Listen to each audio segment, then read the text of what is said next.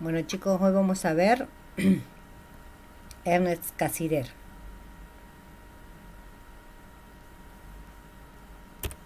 Bueno, voy a tratar de ser resumido porque hay problemas de internet. Entonces, cualquier pregunta que les quede, ¿sí? Podemos continuar la clase que viene, ¿sí? O cuando termino también, siempre que termino de exponer, eh, corto la grabación y hacemos preguntas. Así que bueno. Ernest Cassirer, bueno, nació en 1874 y murió en 1945. Él fue filósofo, sociólogo sueco, ¿sí? Y bueno, fue un antropólogo, ¿no?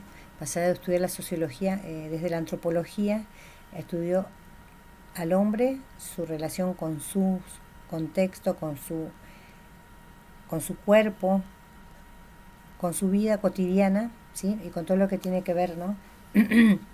Con el entender la naturaleza y entender su mundo, ¿sí? Él decía que el hombre en su anatomía posee un sistema receptor y un sistema efector, ¿sí? Este sistema, ¿no? El que emite, el que recibe, ¿no? Y el que efectúa estos movimientos, ¿sí? Estos deseos, o de donde lo tomemos, ¿sí? Es el que hace que el hombre se pregunte y encuentre respuesta y ponga nombres y significados y significantes a eso que tenemos enfrente, ¿sí? Por ejemplo, una maraca. ¿Por qué se llama maraca? ¿Por qué se llama sonaja, ¿no? Viene de sonar, ¿sí? Entonces también tomando el tema de la onomatopeya en algunas culturas, ¿sí? Decía él, el organismo no podría vivir sin el equilibrio de estos dos sistemas, ¿sí? Porque uno emite una necesidad de saber, de conocer, de hacer, de sentir, y el otro efectúa. Pero si eso no resuena o no va en este diálogo de cadena, ¿sí? De esta ciclicidad o desde dentro de este círculo, ¿no? Produce un desequilibrio, ¿no? Entonces siempre uno tiene que resolver eso, ¿sí? Desde lo que es el efecto, no efectuando o haciendo algo como me respondo, ¿no? Pregunta y respuesta sería una forma también de entender esto, ¿no? Por ejemplo, desde la comunicación tenemos el emisor y el receptor, y en el medio el mensaje, ¿no? Entonces, ¿qué se hace con eso? ¿Cómo lo tomo, ¿no? Pero acá en este caso hablamos de receptor y efector. El receptor, ¿no? Por medio del cual el hombre recibe estos estímulos externos, ¿no? Y el efector es el que reacciona ante los mismos, están estrechamente ligados, ¿no? Por ejemplo, el receptor, me estoy quemando, estoy frente al fuego y me estoy quemando. ¿Qué hace el efector? Bueno, me corro del lugar o me alejo, ¿no? Entonces, bueno, ese es como, estamos hablando dentro de lo que son las primeras investigaciones y dentro de los pueblos, ¿no? Prehistóricos o primitivos, como se los llama a veces, ¿no? Entonces, tanto el sistema receptor como el efector son eslabones de una gran cadena, ¿sí? Que toda esta cadena va a formar el círculo funcional humano, ¿sí? Que va a buscar el equilibrio, ¿sí? También existe un círculo funcional en el mundo de los insectos, círculo funcional en el mundo de los minerales, en el mundo de los animales y en el mundo de las plantas, ¿sí? Las plantas, por ejemplo, podemos ver, ¿no? Reciben el calor, ¿no? O sea, el receptor, ¿no? Recibe estímulos, ¿no? Entonces recibo el calor del sol y lo que hace la planta es efectúa, ¿no? El tema de esto, ¿no? De realizar todo lo que es el ciclo de la clorofila y cómo se crea el oxígeno, ¿no? Bueno, entonces por el medio de este círculo funcional, ¿no? De este receptor y este efector, de este mantener el equilibrio, el hombre se adapta al medio, ¿sí? Y el hombre da origen al sistema simbólico, ¿sí? ¿Para qué? Para interpretar su contexto y para entender su relación con el medio, ¿sí? Entonces, como estábamos hablando hoy, antes de esta grabación, la importancia del hombre, ¿no? Las preguntas que se hacen, ¿no? ¿Por qué existe el sol?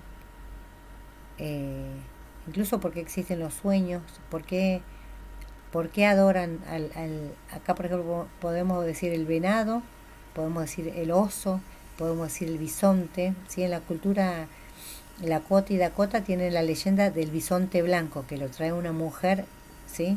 Y que les enseña a fumar la pipa de la paz, ¿sí? Por ejemplo, ¿no? Ese es un mito de creación, desde dónde vino el tabaco, ¿sí? Cuál es su origen, cuál es su función, ¿sí? Entonces, encontrar el equilibrio en estas culturas, ¿sí? Entonces, por ejemplo, acá tenemos unas imágenes de las cuevas de Lascaux, de Cantabria y de otros pueblos, ¿sí? Donde el hombre antiguamente pintaba sus imágenes con pigmentos de piedras, ¿sí? De raíces, incluso de frutos, ¿sí? Hay frutos negros que pintan, con el cual se siguen pintando hoy sus cuerpos, sobre todo en la zona amazónica. Por ejemplo, pintaban estos animales, ¿sí? Soplaban, ¿para qué? Para que esto se convierta en su realidad, ¿no? En el deseo cumplido también, esto, ¿no? De efectuar, el deseo de cazar. Se dice, según la antropología, que lo que encontramos en las cuevas, tanto de las manos de acá de la cultura tehuelche o mapuche en el sur de Argentina, el Río Negro, que se pinta y se dibuja para que después esto suceda, ¿no? El deseo para que se concrete.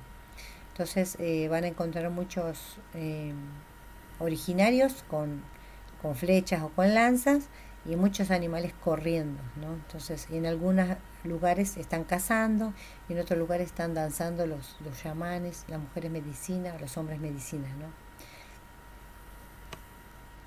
Entonces de acá también nace la religión, ¿no? La creación del adorar al fuego, de creer en el Padre Sol, de creer en la Madre Tierra, de creer en el bisonte blanco, de creer, bueno, según la cultura, de creer en el animal de poder que ellos, ¿no?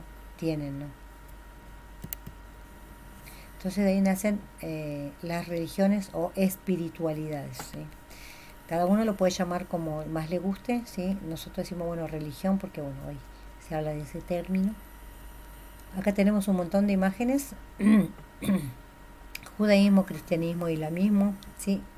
El sintoísmo, el jainismo, el native spirit, o sea, el espíritu nativo, ¿no? Esto de las espiritualidades de las culturas nativas, que no hay un símbolo para las culturas, sino que esto representa el símbolo de la unión de otras culturas también, ¿no? El budismo, ¿sí? El hinduismo, el islamismo, ¿sí?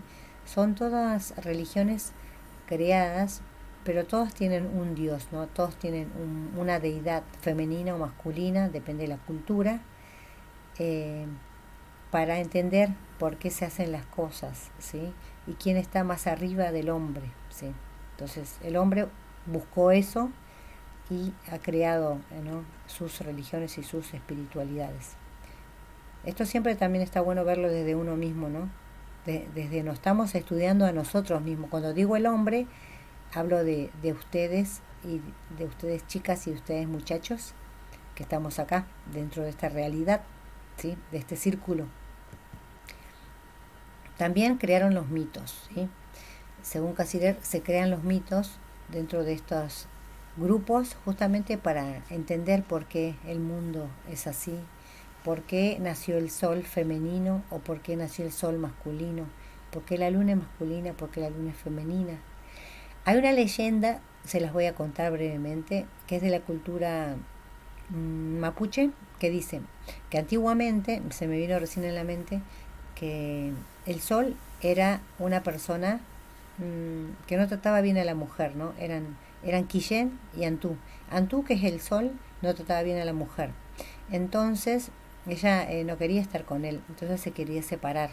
Y dicen que en un pueblo, que bueno, que ella sufrió mucho y cuando se separó, según cuentan, ¿no? Que las machis, las mujeres medicinas, o los machis, porque hay hombres y mujeres, hicieron un preparado de hierba para que ella cuando viaje al otro espacio, o sea, no al otro mundo, porque en el mundo de los pueblos indígenas no existe la muerte, sino que se sigue viviendo en otro espacio, ella se convirtió, gracias a la machi o al machi, en la luna, en Quillén, y él se convirtió en el sol. Entonces, y ella no quería estar más con él, entonces por eso el sol y la luna nunca se pueden juntar, ¿sí? Siempre que sale la luna, el sol ya no está, ¿sí? Bueno, ese es El mito es más largo, pueden buscarlo también en internet. Bueno, así como este hay muchos en muchas culturas, ¿no? El origen del tabaco, ¿sí? Ahí también está el origen del tabaco en la cultura Com o en la cultura Wichí, que también lo pueden buscar. Entonces, ¿por qué? Para entender por qué existe la planta, por qué existe el pájaro, por qué el pájaro vuela, por qué el pájaro que vuela, ¿sí? Tiene alas grandes o pequeñas, y por qué tales pájaros, como por ejemplo los patos y las gallinas, que también son aves, no vuelan, ¿no? Entonces, ellos también tienen su leyenda de por qué no vuela, ¿sí?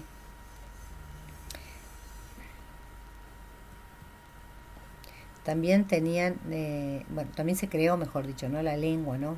Para encontrar el significado de las cosas, para ponerle el nombre al objeto, al animal, a las personas, ¿sí? Entonces, ¿cómo se llama tal cosa? ¿Cuál es su nombre, no? Le doy nombre y le doy entidad, ¿sí? Le doy entidad a lo que estoy viendo, ¿sí? Esto se llama sonaja, esto se llama caracol. Entonces, también en muchas, sobre todo en las culturas originarias, muchas palabras tienen significado onomatopéyico, ¿sí? O sea, la onomatopeya es el sonido que produce el animal o la cosa, y yo le pongo el mismo nombre del sonido que produce. Por ejemplo, el cóndor, ¿sí? El cóndor tiene su nombre original, que es el kuntur. En quechua es kuntur. ¿Por qué? Porque el kuntur, cuando habla o cuando emite sonido y está sentado o está haciendo lo que quiera, siempre dice kuntur, kuntur, kuntur. Entonces ese es el nombre que le pusieron. Él es kuntur. Pero cuando llegó la colonización y se obligó a hablar el español, se van deformando algunas formas de expresar. Así como fuimos perdiendo la lengua, también vamos perdiendo las formas de cómo se dice, y hoy le decimos cóndor, ¿sí? Y por otro lado, por ejemplo, tenemos Mishi. Mishi, cuando llamamos al gato, ¿qué estamos diciendo? Le estamos diciendo gato, gato, gato, gatito, gatito, ¿no? ¿Por qué? Porque Mishi en quechua es gato.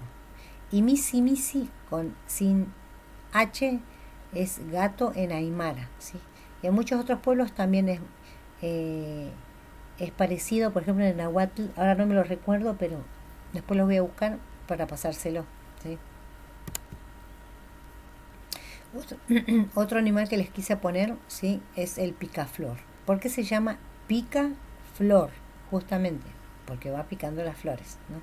Entonces, el picaflor, o también le llaman colibrí, ¿sí? Se llama así o le dieron el nombre. ¿Cuál es su nombre verdadero? En cada pueblo le van a buscar un nombre desde su lengua y desde su concepción, ¿sí? En la cultura quechua es Kenti en quechua, ¿sí? También se puede escribir Kenti con K de kilo sin U. En la cultura Com, Shimigalshi, ¿sí?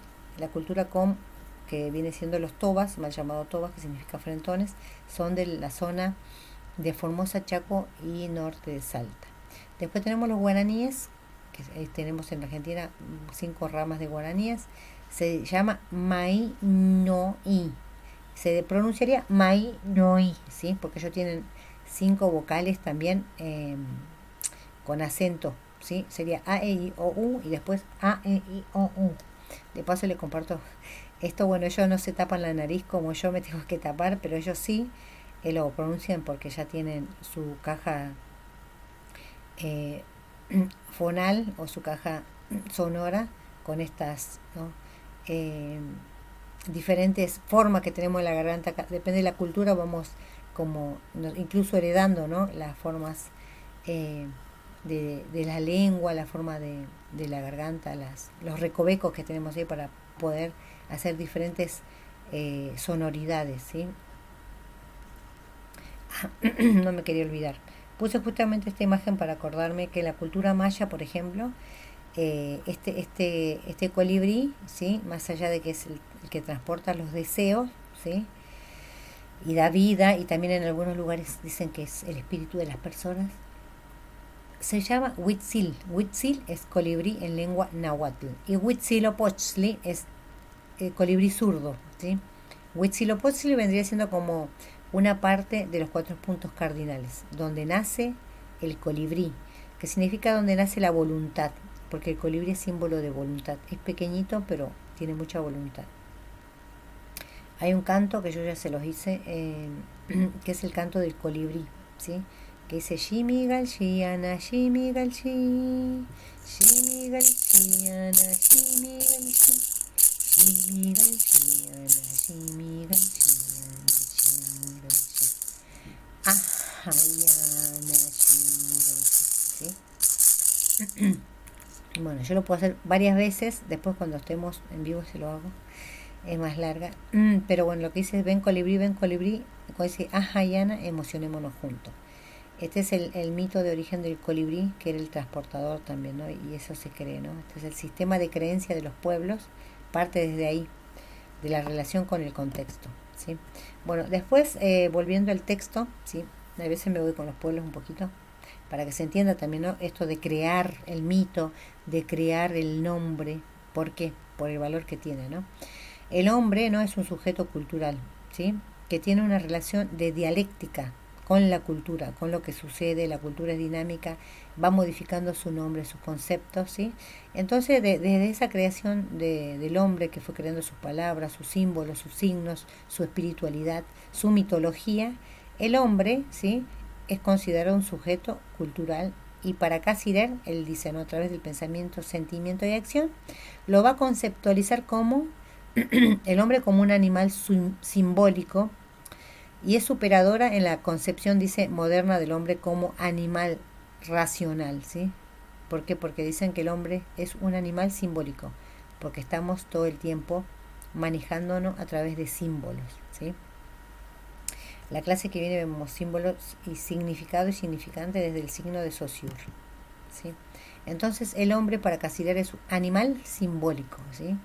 Esto está sacado desde el texto. Él dice, el hombre es un animal simbólico ya que requiere símbolos para interpretar cualquier cosa, ¿sí? El hombre le da la interpretación del símbolo anteponiendo sus prejuicios, ¿sí? Entonces eso también para entender un poco. Yo puse acá un animal, ¿sí?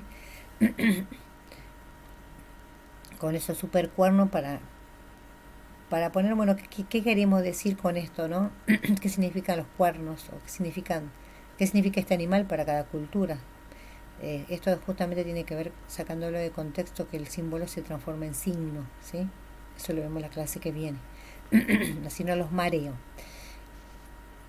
Algo importante que tenemos que tener en cuenta es que a través de esta creación de símbolos y signos, como dice acá Cassirer, ¿no? El hombre crea acá sus símbolos para interpretar cualquier cosa. Entonces va creando una red de significados, una red de símbolos para crear y entender su propia realidad, ¿sí? Una red sería también el tema de la espiritualidad y la religión, ¿no? O sea, cómo creo yo toda esta red para traerlo desde lo simbólico a la realidad, a cómo voy a la iglesia, cómo me arrodillo, cómo pongo mis manos, o sea, esto también, ¿no?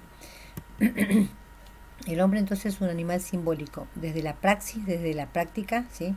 Conversa con su cultura y ahí dinamiza y concreta su universo simbólico. Entonces, esta situacionalidad de contexto histórico y sociopolítico, ¿sí?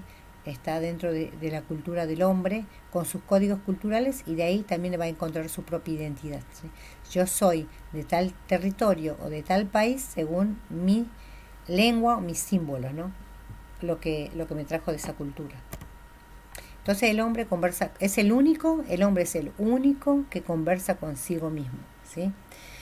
Creador de mitos, como dijimos, de religión, símbolos y formas lingüísticas, imágenes artísticas, ¿sí? El hombre canta, danza y crea desde que tiene origen, ¿sí? Entonces el hombre le da sentido a su vida, ¿sí? Ahí crea su palabra, significado y significante, sus símbolos, que lo vamos a ver en la clase que viene. Y esto es importante, el hombre crea su universo simbólico, cosmovisión o llamado también paradigma, su forma de ver el mundo a partir de la red simbólica, ¿no? O de la red de símbolos. Y a la vez se ata a sus reglas. ¿Por qué? Porque crea reglas, crea normas, ¿sí? Crea formas de entender situaciones donde se hace tal cosa y situaciones donde no se hace, ¿sí? Entonces el hombre también se ata a sí mismo, ¿sí? Eso es para que ustedes vayan reflexionando. ¿Qué es lo que creamos y que después nosotros mismos nos atamos, ¿no? Entonces, para ir cerrando, el ser humano es un animal simbólico, según Ernst Cassirer, ¿sí? Acá tenemos una imagen de nuestro amado y sabio, para mí un sabio, Leonardo da Vinci, el hombre, creando su círculo, y el mundo físico de la realidad, ¿no? Formas lingüísticas, imágenes artísticas, símbolos míticos y dogmas, ¿sí? Para entender este mundo, tengo que crear mi realidad simbólica. Bueno, que tengan un bello día. Ahora vamos a ver si hay preguntas después.